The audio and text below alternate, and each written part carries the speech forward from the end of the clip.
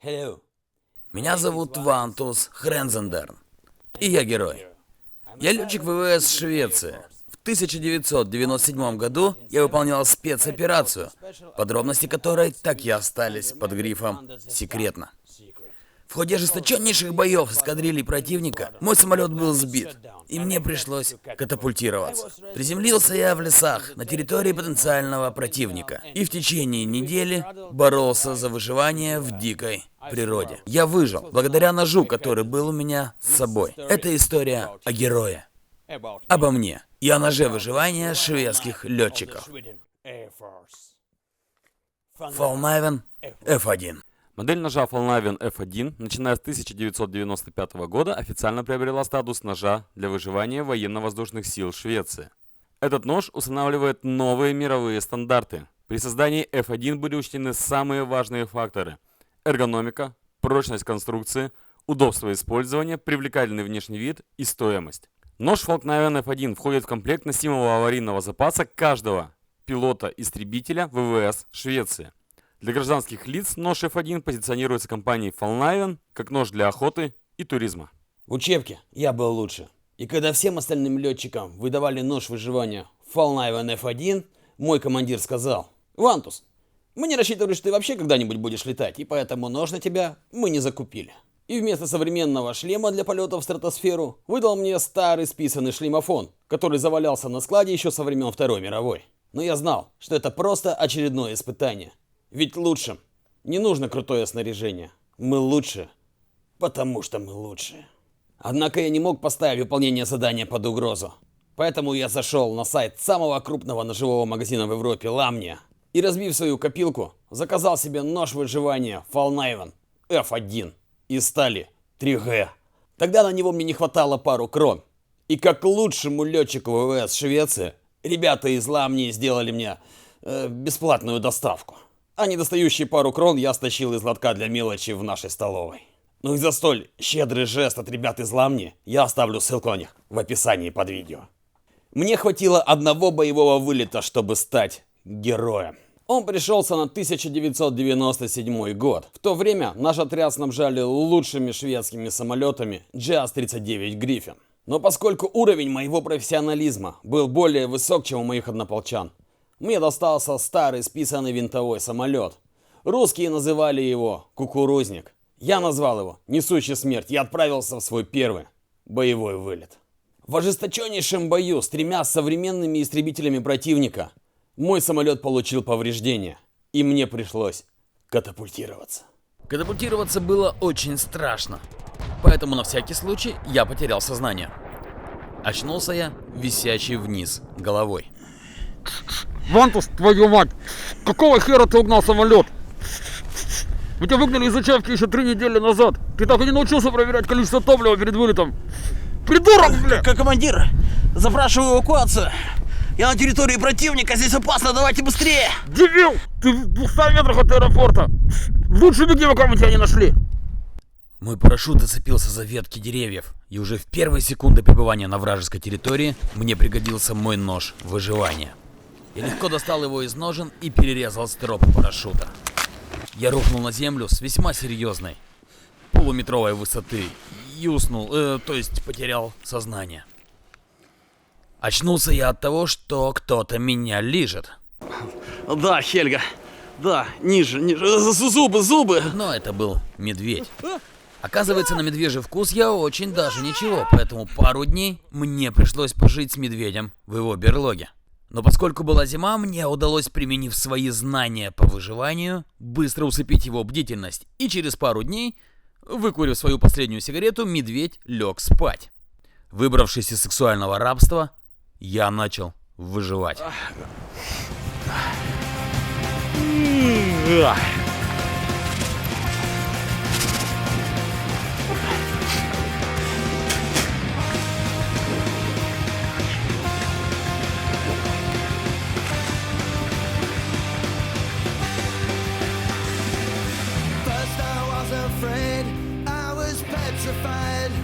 Kept thinking I could never live without you by my side. I spent so many nights just thinking how you did me wrong. An angry star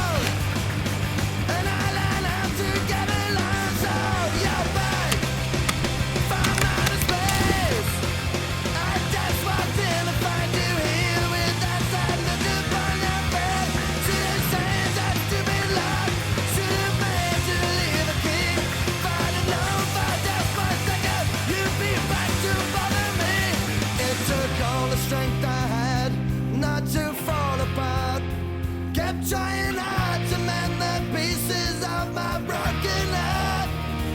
As far as I'm feeling, feeling sorry for myself. I used to cry, but now my head up high. You see me, somebody know.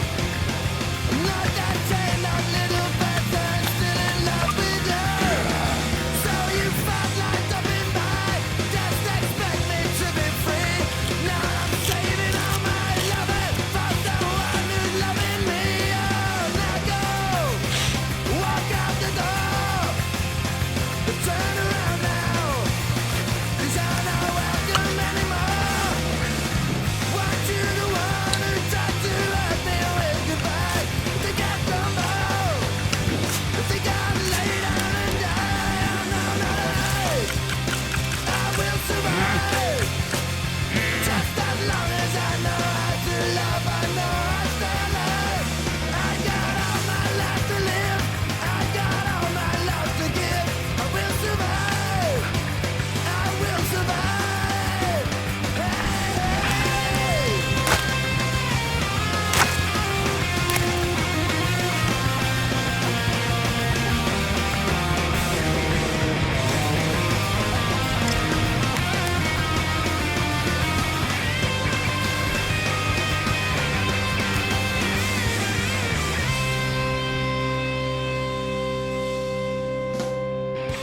Вантус, гнида, ты какого хрена мне на даче делаешь? Командир! Командир! Командир! Командир!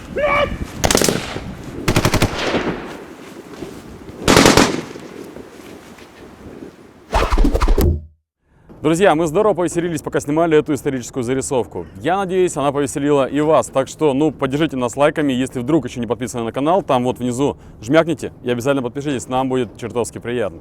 И пока мы снимали всю эту историческую зарисовку, на самом-то деле мы достаточно серьезно протестировали этот нож. Просто все это осталось за кадром. Это великолепный нож. И если вам интересно, то давайте мы снимем отдельный ролик уже с более серьезными тестами, вот в нашем более классическом стиле. Ну а теперь давайте чуть серьезнее поговорим об этом действительно легендарном ноже Фолнавен F1.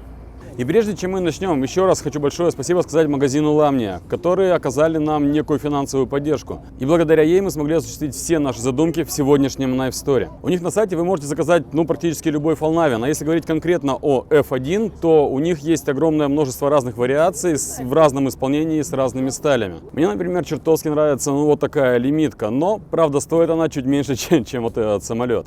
В общем, в описании ссылки, поддержите, перейдите. У них, пожалуй, самые вкусные цены, да и доставка бесплатная при заказе от 100 евро. Когда я начал готовить этот ролик и копаться в истории создания этого ножа, я с большим удивлением обнаружил, что на всех сайтах, причем как русскоязычных, так и англоязычных, вся история Фолнавен F1 ограничивается тем, что этот нож был создан в 1995 году как нож выживания шведских летчиков. И все. То есть это легенда, про которую больше толком никто ничего не знает. Мне показалось это дико несправедливым, и я списался с компанией Фолнавен и попросил рассказать мне реальную историю, как создавался этот нож и как он стал легендой. Я, в принципе, не был уверен, что они мне ответят. И каково же было мое удивление, когда я получил ответ не от рядового сотрудника этой компании, а от основателя и владельца компании Фолнавен Петера Хёрдбергера. И вот что он мне рассказал. У этого ножа действительно долгая и интересная история.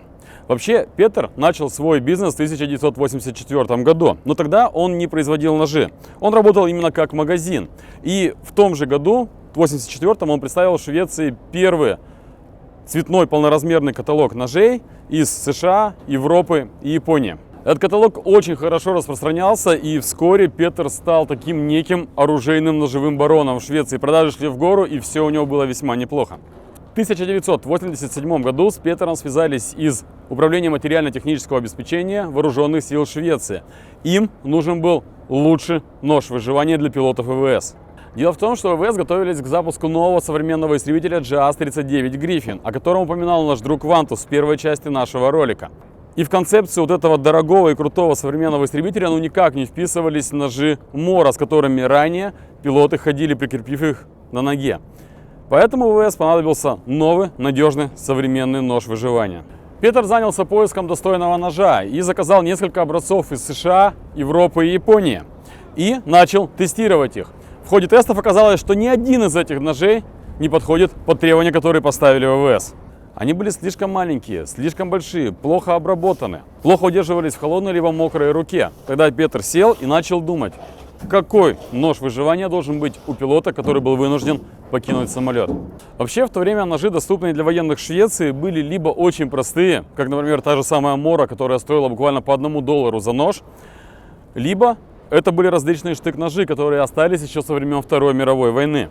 Петр отмечает, что вообще в то время информацию было получить достаточно сложно, ведь не было того же самого интернета. И вся информация о ножах, которая была доступна в Швеции, она была доступна только из охотничьих журналов. И тем не менее, американская ножевая культура все-таки просочилась в Швецию, и в Швеции понадобились ножи с новыми формами и с новыми сталями. Петр понимал, что нож, скорее всего, никогда не будет использоваться как оружие, а основной задачей ножа будет обеспечить выживание пилота. Сталь должна была быть нержавеющей, но при этом она должна была достаточно неплохо удерживать режущую кромку. Рукоять, естественно, должна была быть максимально эргономичной, и нож должен был надежно удерживаться как в холодной, так и в замерзшей руке.